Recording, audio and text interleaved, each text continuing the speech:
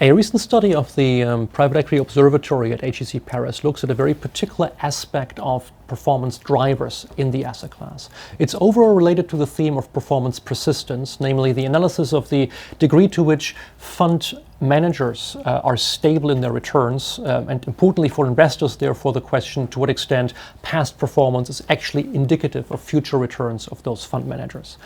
There's lots of academic debate on this topic. To make it simple and summarize, so far most of the analysis has been at the level of the entire private equity fund manager, looking at either sequences of funds that they managed or sequences of deals and trying to see if there's a link between past returns and subsequent returns.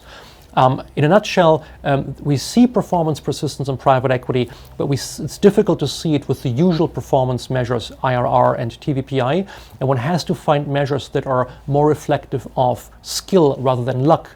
For example, measuring the alpha of private equity investments or always looking at the outperformance of a private equity fund relative to its peers. In this most recent research, I tried to peel the onion a little bit further and try to see whether persistence is ultimately tied to the company, the investment manager, or the individual. So in this study nicknamed Man versus Machine, we for the first time be able to cross persistence at the individual level versus the firm level.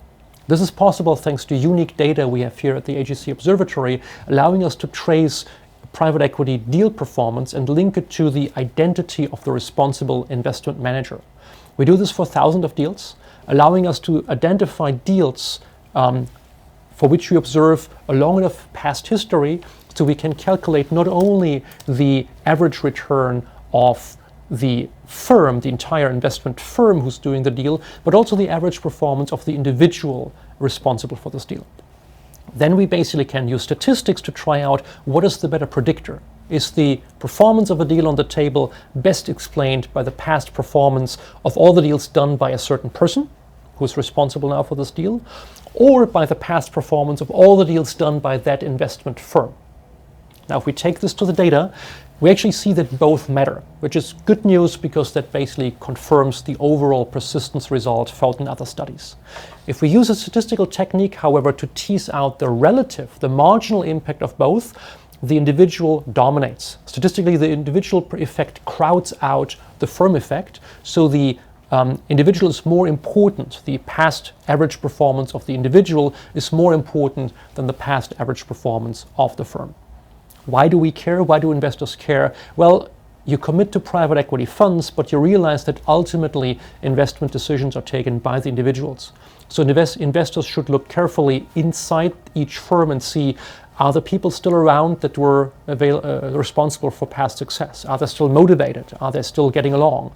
Or likewise, if there's an opportunity offered to you by a team that spun out somewhere and now wants to raise their own fund, it may be interesting to look at their past track record individual by individual and see whether maybe you want to bet on that new team who brings their skill, their performance track record into the new entity.